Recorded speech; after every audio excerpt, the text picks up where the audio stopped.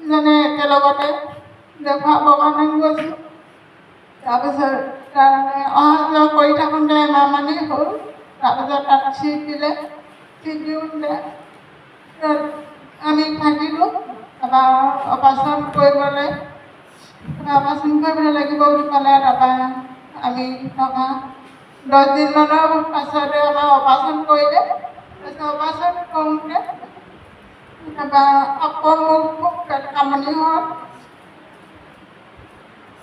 তাত মোক কৈছিলে আপোনালোকৰ ৰিলিজ দিয়া হ'ব 10 দিনত। তাৰপিছত আমি ভাবিছোঁ, মই তেতিয়া সুস্থই হৈছিলোঁ। তাৰপিছত সুস্থ হোৱাৰ পাছত মই আকৌ গধূলিলৈ পেট কামনি হ'ল। মই 9 দিনৰ পাছত মই থাকিব নোৱাৰা হ'লোঁ। তাৰপৰা ডাক্তৰ নাৰ্ছ আহি মোক মেডিচিন দি থাকে।